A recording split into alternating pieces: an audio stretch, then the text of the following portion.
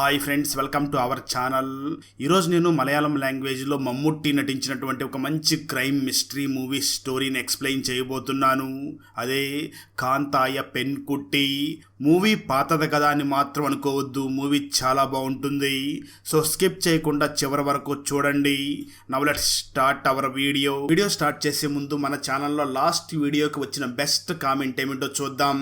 And ఈ comment నేను పర్సనల్గా సెలెక్ట్ చేసింది అయితే కాదు, సాఫ్ట్వేర్ ఆటోమేటిక్గా ఈ వీడియోని లైక్ చేసి కామెంట్ చేసిన బెస్ట్ కామెంట్ని ర్యాండమ్గా సెలెక్ట్ చేస్తుంది.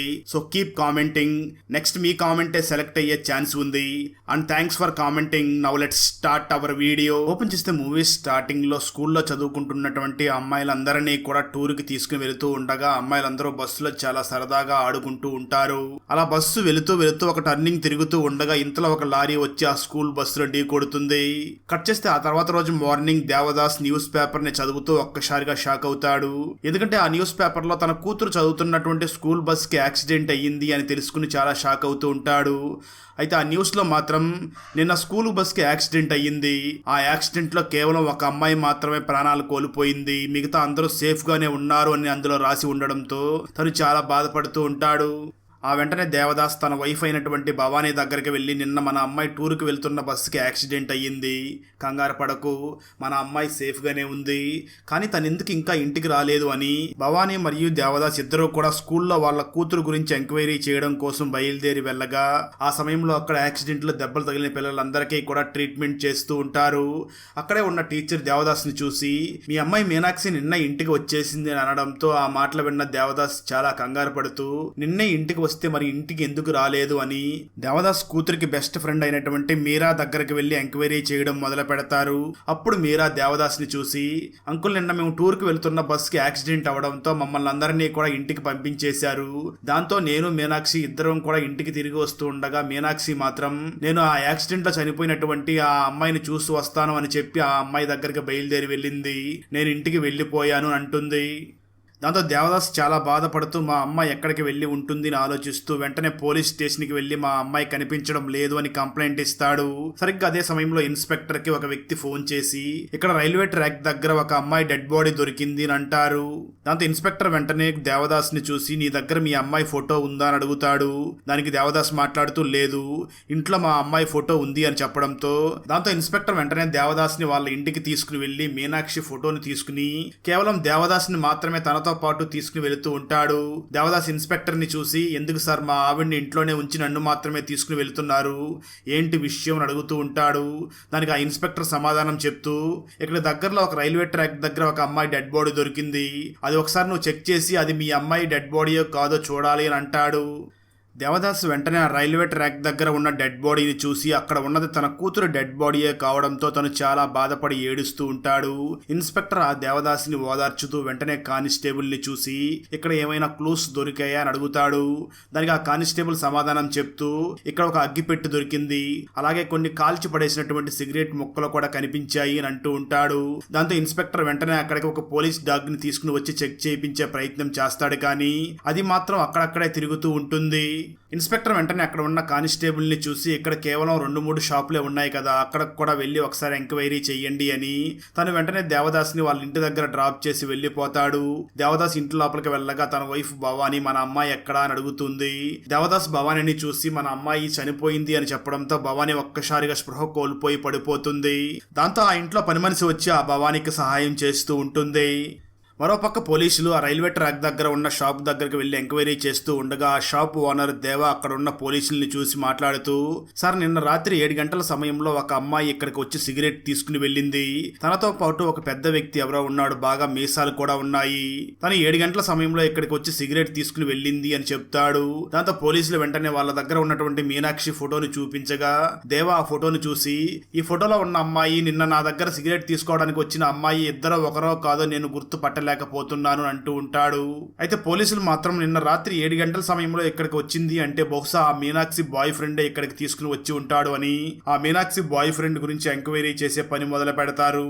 అదే సమయంలో కానిస్టేబుల్ మరొక షాప్ లో ఎంక్వైరీ చేయడానికి వెళ్ళగా ఆ షాప్ లో ఉన్న అబ్బాయి పోలీసుల్ని చూసి అక్కడి నుంచి పారిపోతాడు.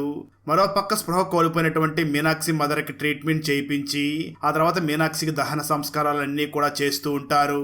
సరిగ్గా అదే సమయంలో ఇన్స్పెక్టర్ దేవదాస్ దగ్గరికి వెళ్ళి నన్ను క్షమించాలి, ఒకసారి నేను మీ మీనాక్షి రూమ్ని కూడా పరిశీలించాలి అని చెప్పడంతో దేవదాస్ వెంటనే ఇన్స్పెక్టర్ని తన కూతురు రూమ్లోకి తీసుకుని వెళ్ళగా ఇన్స్పెక్టర్ ఆ రూమ్ మొత్తం చెక్ చేస్తూ ఉండగా అక్కడ ఒక కమల్ హాసన్ ఫోటో ఉంటుంది. దాన్ని తీసుకుని చెక్ చేస్తూ ఉండగా ఆ ఫోటో వెనకాల ఒక అబ్బాయి ఫోటో ఉంటుంది. ఇన్స్పెక్టర్ వెంటనే ఆ ఫోటోని దేవదాస్కి చూపించి ఈ అబ్బాయి ఎవరో నీకు తెలుసా అని అడుగుతాడు. దానికి దేవదాస్ కూడా ఆ అబ్బాయి ఎవరో నాకు తెలియదు అని అంటూ ఉంటాడు. నిజానికి ఆ ఫోటోలో ఉన్న అబ్బాయికి మాత్రం మీసాలు ఉండవు. దాంతో ఇన్స్పెక్టర్ ఖచ్చితంగా ఈ అబ్బాయి మీనాక్షి బాయ్ ఫ్రెండే అయి ఉంటాడు అని ఆలోచించి దేవదాస్తో మాట్లాడుతూ ఒకసారి నేను నీ వైఫ్తో కూడా మాట్లాడాలి అని అంటాడు. దానికి దేవదాస్ సమాధానం చెప్తూ ఇప్పుడే నా వైఫ్ స్పృహలోకి వచ్చింది, మీరు తర్వాత మాట్లాడండి అని అంటాడు. దాంతో ఇన్స్పెక్టర్ వెంటనే ఆ దేవదాస్ ఇంట్లో ఉన్న పని మనిషిని పిలిచి ఎంక్వైరీ చేస్తూ ఈ మీనాక్షికి ఎవరైనా బాయ్ ఫ్రెండ్ ఉన్నారా అని అడుగుతాడు. ఆ పని మనిషి ఇన్స్పెక్టర్ని చూసి లేదు సార్, నాకైతే అటువంటిది ఏమీ తెలియదు అని అంటుంది. మరోపక్క కానిస్టేబుల్ ఇంతకుముందు ఎక్కడైతే ఒక అబ్బాయి తనను చూసి వెళ్ళిపోయాడో ఆ షాప్ దగ్గర ఆ అబ్బాయి కోసం వెయిట్ చేస్తూ ఉండగా ఇంతలో ఆ అబ్బాయి ఆ షాప్ దగ్గరికి వస్తాడు. కానిస్టేబుల్ ఆ అబ్బాయిని చూసి ఎందుకు నువ్వు నన్ను చూసి పారిపోయావు అని అడుగుతూ ఉంటాడు. దానికి ఆ అబ్బాయి ఫాదర్ మాట్లాడుతూ సార్ నేనే పోలీసులు ఇక్కడికి చందాల కోసం వస్తారు అని చెప్పాను, అందుకే తను వెళ్ళిపోయినట్లుగా ఉన్నాడు అని తన ఫాదర్ కానిస్టేబుల్కి చెప్తూ ఉండగా ఇంతలో అక్కడికి ఇన్స్పెక్టర్ మీనాక్షి బాయ్ ఫ్రెండ్ ఫోటోను తీసుకుని వచ్చి దాని గురించి ఎంక్వైరీ చేస్తాడు. ఆ షాప్ ఓనర్ వెంటనే పోలీసుల్ని చూసి సార్ ఈ ఫోటోలో ఉన్న అతని పేరు సచిన్ థామస్, తను రెగ్యులర్ గా మా షాప్ దగ్గరికి వచ్చి సిగరెట్ తాగుతూ ఉంటాడు అని ఒక బ్రాండ్ పేరు కూడా చెప్తాడు. కానిస్టేబుల్ వెంటనే ఇన్స్పెక్టర్ ని చూసి సార్ ఎక్కడైతే మనకు డెడ్ బాడీ దొరికిందో సేమ్ ఆ ప్లేస్ లో కూడా ఈ కంపెనీ సిగరెట్ మొక్కలే ఉన్నాయి అని అంటాడు. ఆ వెంటనే పోలీసులు మీనాక్షి బెస్ట్ ఫ్రెండ్ అయినటువంటి మీరా దగ్గరికి వెళ్ళి నీకు సచిన్ థామస్ తెలుసా అని అడుగుతారు. దానికి ఆ మీరా సమాధానం చెప్తూ ఒకసారి నేను మీనాక్షి ఒక ఈవెంట్కి వెళ్ళినప్పుడు అక్కడ ఈ సచిన్ థామస్ పరిచయం అయ్యాడు. ఎప్పుడు ఈ సచిన్ థామస్ మీనాక్షి వెంటే తిరుగుతూ ఉంటాడు. మీనాక్షికి కూడా సచిన్ థామస్ అంటే చాలా ఇష్టం. అది సరే ఇప్పుడు మీనాక్షి బాగానే ఉంది కదా అని అడుగుతుంది. దానికి ఇన్స్పెక్టర్ సమాధానం చెప్తూ లేదు, మీనాక్షి చనిపోయింది అని చెప్పడంతో మీరా చాలా బాధపడుతూ ఉంటుంది. దాంతో ఇన్స్పెక్టర్ వెంటనే ఆ మీనాక్షి బాయ్ ఫ్రెండ్ అయినటువంటి సచిన్ థామస్ చదువుకుంటున్న కాలేజీ దగ్గరికి వెళ్ళి తనను కలవగా తను చాలా నీట్గా సేవింగ్ చేసుకుని ఉండి ఉంటాడు. అది చూసినటువంటి ఇన్స్పెక్టర్ ఆ షాపు ఓనర్ ఆ అమ్మాయితో పాటు వచ్చిన వ్యక్తికి మీసాలు చాలా ఉన్నాయని చెప్పాడు. సచిన్ మాత్రం చాలా క్లీన్ సేవింగ్ లో ఉన్నాడు. అలాగే మీనాక్షి దగ్గర ఉన్న ఫోటోలో కూడా ఈ సచిన్ చాలా క్లీన్ సేవ్ లోనే ఉన్నాడు. అసలు ఎవరు మీనాక్షితో పాటు ఆ రోజు ఆ షాప్ దగ్గరికి వెళ్ళి ఉంటారో అని ఆలోచిస్తున్నటువంటి ఇన్స్పెక్టర్ వెంటనే ఆ సచిన్ థామస్ ని చూసి అసలు నీకు మీనాక్షికి మధ్య ఏమిటి సంబంధం అని అడుగుతాడు. సచిన్ మాట్లాడుతూ నేను మీనాక్షి ఇద్దరం కూడా ప్రేమించుకుంటున్నామని అంటూ ఉంటాడు. దాంతో ఇన్స్పెక్టర్ వెంటనే సచిన్ ని చూసి ఆ రోజు రాత్రి నువ్వు మీనాక్షిని ఎక్కడికి తీసుకుని వెళ్ళావు అని అడుగుతాడు. ఆ మాటలు విన్న సచిన్ నేను అసలు ఆ రోజు మీనాక్షి దగ్గరికి వెళ్ళలేదు, తనని నేను ఎక్కడికి తీసుకుని వెళ్ళలేదు అని అంటూ ఉంటాడు. అప్పుడే ఇన్స్పెక్టర్ ఆ సచిన్ కి మీనాక్షి చనిపోయింది అని చెప్పడంతో సచిన్ చాలా బాధపడుతూ ఉంటాడు. మరోపక్క మీనాక్షి ఇంటి దగ్గర మీనాక్షికి దహన సంస్కారాలు జరుగుతూ ఉండగా అక్కడికి సచిన్ వచ్చి చాలా బాధపడుతూ ఉంటాడు. ఇక్కడే మనకు అదే ఊర్లో ఏ పని బాట లేకుండా తిరుగుతూ ఉండేటటువంటి వాసు అనే ఒక కుర్రవాడిని చూపించడం జరుగుతుంది. ఆ వాసు ఒక టీ స్టాల్ దగ్గరికి వెళ్ళి ఉన్న సమయంలో అక్కడ కొంతమంది న్యూస్ పేపర్ ని చదువుతూ రైల్వే ట్రాక్ దగ్గర అంతకు ముందు ఒక డెడ్ బాడీ దొరికింది కదా, ఆ హత్య గురించి ఎవరైనా క్లూ ఇస్తే వాళ్ళకి 5,000 రూపాయలు ఇస్తామని పోలీసు వాళ్ళు ప్రకటించారు అని మాట్లాడుకుంటూ ఉంటారు. అది విన్నటువంటి ఆ వాసు ఒక్కసారిగా షాక్ అయ్యి మనకు ఆ హత్య గురించి కొన్ని విషయాలు తెలుసు కదా, పోలీసులకు చెప్తే ఎలా ఉంటుంది అని వెంటనే తన ఫ్రెండ్ అయినటువంటి అప్పు దగ్గరికి వెళ్ళి రైల్వే ట్రాక్ దగ్గర దొరికినటువంటి ఆ హత్య గురించి ఏదైనా ఇన్ఫర్మేషన్ పోలీసులకు చెప్తే మనకు డబ్బులు ఇస్తారంట, అవి మనకు యూజ్ అవుతాయి అని అంటాడు. అయితే వాసు ఫ్రెండ్ అయినటువంటి ఆ అప్పు మాత్రం వద్దురా, ఈ విషయం మనం పోలీసులకు చెప్తే లేనిపోని సమస్యలను తెచ్చుకుంటాం, అలాంటివేమీ చెయ్యకు అని అంటాడు. అయితే వాసు మాత్రం అదేం ఉండదు, మనం వెళ్ళి ఇన్ఫర్మేషన్ పోలీసులకు చెప్తే మనకు ఖచ్చితంగా వాళ్ళు మనీ ఇస్తారు అని వెంటనే ఇన్స్పెక్టర్ దగ్గరికి వెళ్ళి సార్ నాకు ఆ రైల్వే ట్రాక్ దగ్గర చనిపోయినటువంటి ఆ అమ్మాయి గురించి కొంచెం ఇన్ఫర్మేషన్ తెలుసు అని అంటాడు. దాంతో ఇన్స్పెక్టర్ వెంటనే నీకు ఆ హత్య గురించి ఏం తెలుసు అని చెప్పడంతో వాసు వెంటనే జరిగింది చెప్పడం మొదలు పెడతాడు. స్టోరీ గతానికి వెళ్తుంది. ఒకరోజు అప్పు మరియు వాసు ఇద్దరు కూడా ఫుల్గా మందు తాగి ఆ మైక్లో రైల్వే ట్రాక్ పక్కన వస్తూ ఉండగా అప్పుడే వాళ్ళకి ట్రాక్ మీద ఒక అమ్మాయి కనిపిస్తుంది. అది చూసిన వాళ్ళు ఆ అమ్మాయి ఎవరు ఆత్మహత్య చేసుకోవడానికి ప్రయత్నిస్తున్నట్లుగా ఉంది అని ఇద్దరు వేగంగా అక్కడికి వెళ్ళి మీనాక్షిని తీసి పక్కన పెట్టి తనని లేపే ప్రయత్నం చేస్తారు. ట్విస్ట్ ఏమిటి అంటే నిజానికి మీనాక్షి అప్పటికే చనిపోయి ఉంటుంది. దాంతో అప్పు మరియు వాసు ఇద్దరు కూడా చాలా భయపడుతూ ఉంటారు. ఆ సమయంలోనే వాసు అగ్గిపెట్టి కూడా అక్కడ పడిపోవడంతో వాసు ఆ అగ్గిపెట్టి కోసం వెతుకుతూ ఉండగా అప్పు చాలా భయపడుతూ టైం అవుతుంది రా అని చెప్పి వాసుని అక్కడి నుంచి లాక్కుని వెళ్లిపోతాడు. ఇది మొత్తం విన్నటువంటి ఇన్స్పెక్టర్ వెంటనే వాసుని చూసి పోలీసులకి ఆ రైల్వే ట్రాక్ దగ్గర దొరికినటువంటి అగ్గిపెట్టిని చూపించి ఇదేనా మీ అగ్గిపెట్టి అని అడుగుతాడు. దానికి వాసు ఇదే సార్, ఆ రోజు నేను మిస్ చేసుకున్నాను అని చెప్పి, సార్ మాకు తెలిసిందంతా చెప్పాం కదా, మాకు డబ్బులు ఇస్తారా అని అడుగుతాడు. ఇన్స్పెక్టర్ వెంటనే వాసు మరియు అప్పును చూసి మీరు ఈ కేసును డీల్ చేసేటటువంటి ఇన్ఫర్మేషన్ అయితే ఇవ్వలేదు, ఈ ఇన్ఫర్మేషన్ మాకేమీ యూజ్ అవ్వదు, సో నీకు ఆ డబ్బులు ఇవ్వలేము అని చెప్పి వాళ్ళిద్దరినీ కూడా అక్కడి నుంచి పంపించేస్తారు. దాంతో వాసు అప్పు ఇద్దరు కూడా చాలా బాధపడుతూ అక్కడి నుంచి వెళ్ళిపోతారు. కొంతసేపటి తర్వాత ఇన్స్పెక్టర్కి ఒక అన్నౌన్ నెంబర్ నుంచి కాల్ చేసి ఈ హత్య చేసింది ఎవరో కాదు రామ్మోహన్ అని చెప్పి వెంటనే కాల్ కట్ చేస్తారు. ఆ తర్వాత ఇన్స్పెక్టర్ వెంటనే దేవదాస్ వైఫ్ అయినటువంటి భవానీని ఇంతవరకు ఎంక్వైరీ చేయలేదు అని భవానీతో మాట్లాడడానికి అక్కడికి బయలుదేరి వెళ్ళగా ఆ ఇంట్లో ఉన్న పని మనిషిని చూసినటువంటి కానిస్టేబుల్ వెంటనే ఇన్స్పెక్టర్ తో మాట్లాడుతూ, సరే ఈ పని మనిషి క్యారెక్టర్ అంత మంచిది కాదు, నాకెందుకో ఈ పని మనిషి మీద డౌట్ గా ఉంది అని అంటూ ఉంటాడు. అయితే ఇన్స్పెక్టర్ మాత్రం అవేమీ పట్టించుకోకుండా వెంటనే దేవదాస్ వైఫ్ అయినటువంటి భవానీని పిలిచి రామ్మోహన్ అంటే ఎవరు అని అడుగుతాడు. దానికి ఆ భవానీ కొద్దిసేపు ఆలోచించి రామ్మోహన్ అంటే మా హస్బెండ్ వాళ్ళ ఫ్రెండ్ అని చెప్తుంది.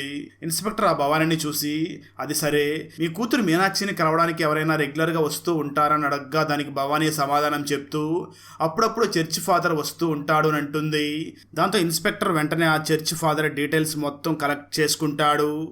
అదే సమయంలో కానిస్టేబుల్ ఆ దేవదాసి ఇంటి వెనకాల ఏదో చిన్న గది ఉన్నట్లుగా గుర్తించి అక్కడ ఎంక్వైరీ చెయ్యాలని వెళ్ళబోతూ ఉంటారు.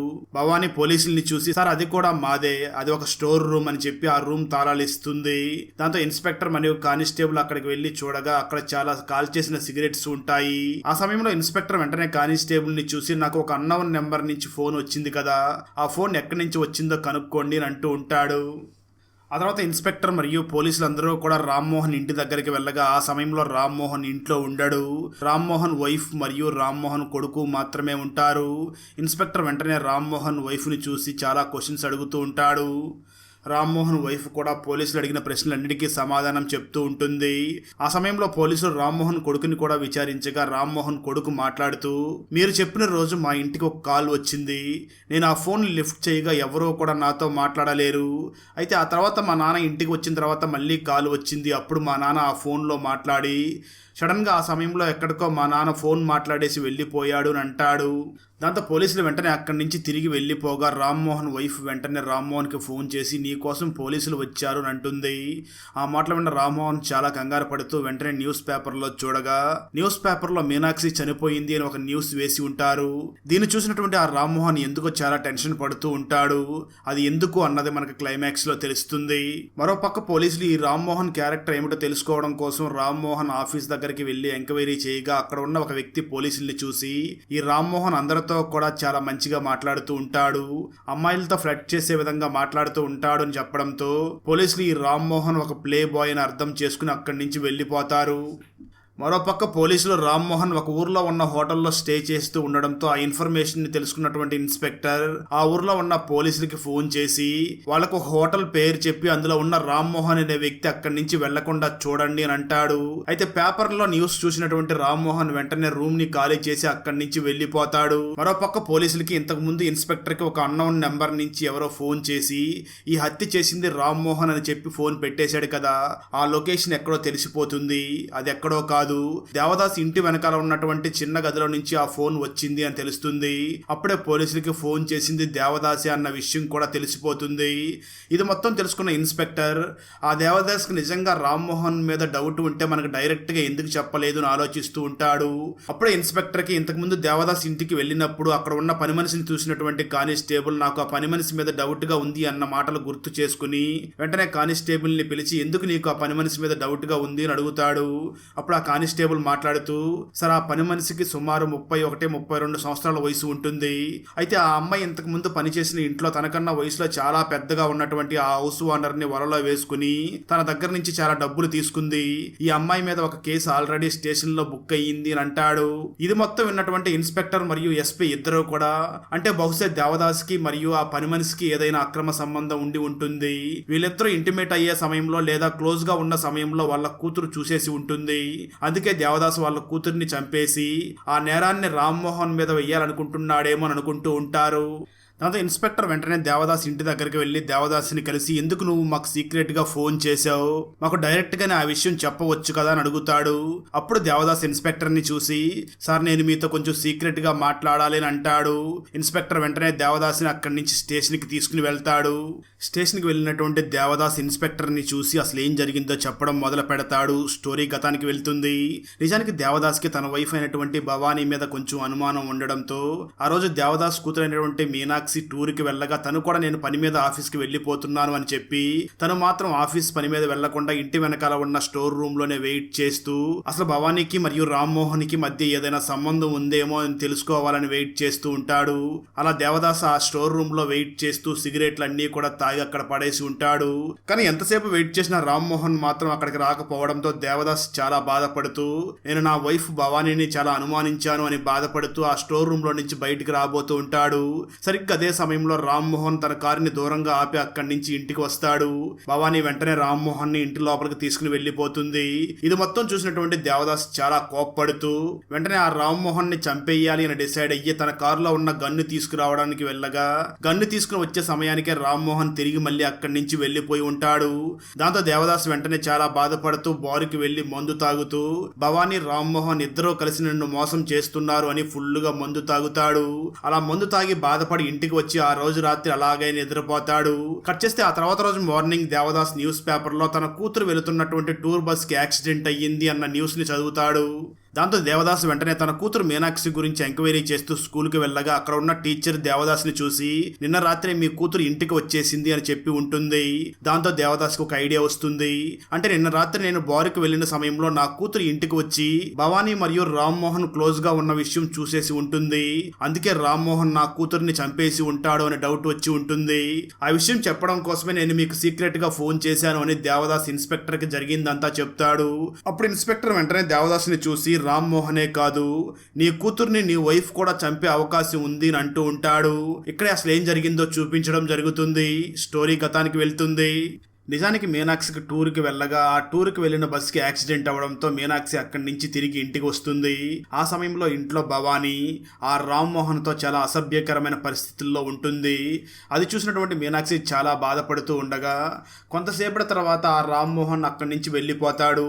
అదే సమయంలో మీనాక్షి ఇంట్లోకి వస్తూ ఉండడంతో మీనాక్షిని చూసినటువంటి భవానీ కూడా షాక్ లో ఉంటుంది.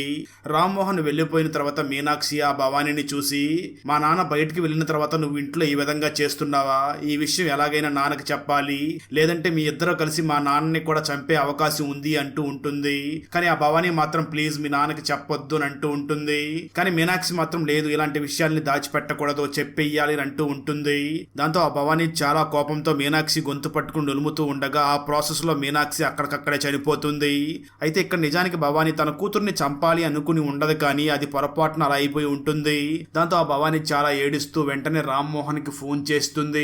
ఆ సమయంలోనే రామ్మోహన్ కొడుకు ఫోన్ లిఫ్ట్ చేయడంతో భవానీ ఏం మాట్లాడకుండా సైలెంట్ గా ఉండి ఇంకా రామ్మోహన్ ఇంటికి వెళ్ళలేదేమో ఆలోచించి మళ్ళీ కొద్దిసేపటి తర్వాత తిరిగి మళ్ళీ రామ్మోహన్ కి ఫోన్ చేస్తుంది.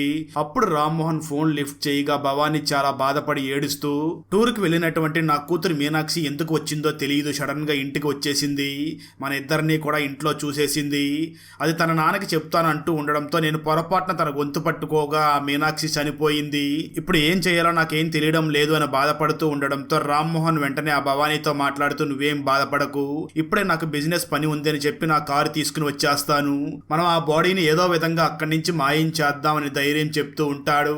ఆ తర్వాత రామ్మోహన్ బాగా ఆలోచించి ఆ డెడ్ బాడీని రైల్వే ట్రాక్ మీద పెట్టేస్తే ఏదో ఒక రైలు తొక్కేస్తుంది. దాంతో ఆ బాడీ మొక్కలు అయిపోతుంది. అప్పుడు పోలీసులు ఎవరో కనిపెట్టలేరు అని ప్లాన్ చేసి ఇంటికి వెళ్ళి ప్లాన్ చేసినట్లుగానే ఆ మీనాక్షి బాడీని కారు డిక్కీలో వేసుకుని రైల్వే ట్రాక్ దగ్గరికి వెళ్ళి వెయిట్ చేస్తూ ఉంటాడు. అలా వెయిట్ చేసే సమయంలోనే రామ్మోహన్ అక్కడ టెన్షన్ లో చాలా సిగరెట్లని తాగేసి ఉంటాడు. ఇక కొద్ది నిమిషాల్లో అక్కడికి ట్రైన్ రాబోతూ ఉండగా ఈ మీనాక్షి బాడీని తీసుకుని వెళ్లి ట్రాక్ మీద పెట్టి తను అక్కడి నుంచి వెళ్లిపోయి ఉంటాడు. ఆ సమయంలోనే అటువైపు వెళుతున్నటువంటి వాసు మరియు అప్పు రైల్వే ట్రాక్ మీద ఉన్నటువంటి మీనాక్షి డెడ్ బాడీని తీసి పక్కన పెట్టి ఉంటారు. ఇదే జరిగి ఉంటుంది అని ఇన్స్పెక్టర్ ఆ దేవదాస్ కి చెప్తూ ఉంటాడు. అయితే ఆ మాటలు విన్న దేవదాస్ మాత్రం నా కూతుర్ని నా వైఫే చంపి ఉంటుందంటే నేను నమ్మలేకపోతున్నాను అని అంటూ ఉంటాడు. ఇన్స్పెక్టర్ దేవదాస్ ని చూసి సరే పద ఇంటికి వెళ్ళి మీ వైఫ్ భవానీతోనే మాట్లాడదామని చెప్పి ఇద్దరు కూడా ఇంటికి బయలుదేరతారు. నిజానికి ఆ ఇన్స్పెక్టర్ ఏదైతే అనుమానించాడో అదే జరిగి ఉంటుంది. ఇంట్లో ఉన్నటువంటి ఆ భవానీ నేనే నా కూతుర్ని చంపేశాను అని చాలా బాధపడుతూ లెటర్లో జరిగిందంతా కూడా రాస్తూ ఉంటుంది. మరోపక్క ఇన్స్పెక్టర్ మరియు దేవదాస్ ఇద్దరూ కూడా ఇంటి దగ్గరికి వస్తూ ఉండగా సడన్ గా వాళ్ళకి ఇంటి లోపల నుంచి ఏదో సౌండ్ వినిపిస్తుంది. ఇద్దరూ కూడా లోపలికి వెళ్లి చూడగా ఇంట్లో ఉన్నటువంటి భవానీ నాకు బ్రతికి హక్కు లేదు అని చెప్పి తనను తాను షూట్ చేసుకుని ఆత్మహత్య చేసుకుని చనిపోయి ఉంటుంది. ఆ తర్వాత పోలీసులు రామ్మోహన్ అరెస్ట్ చేయడానికి అక్కడి నుంచి బయలుదేరి వెళ్తారు. అక్కడతో ఈ మూవీ అయిపోతుంది. కష్టాలు వచ్చినప్పుడు మనిషి ఎలా బ్రతకాలి, కాటి కాపరి చెప్పినటువంటి ఆ కథ ఏమిటి, కిడ్నాపర్స్ ని ఒక తాగుబోతు ఎలా పట్టించాడు, ఈ ప్రశ్నలన్నిటికీ సమాధానం తెలియాలి అంటే 2025లో తమిళ్ లాంగ్వేజ్ లో రిలీజ్ అయినటువంటి గుడ్ డే మూవీని చూడాల్సిందే. ఈ తమిళ్ ఫుల్ మూవీ స్టోరీని తెలుగులో వినాలి అనుకుంటే ఈ వీడియో డిస్క్రిప్షన్ లో ఉన్న లింక్ ని క్లిక్ చేసి చూడండి.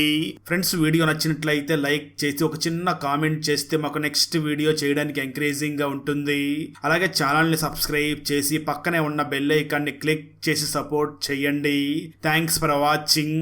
జై హింద్.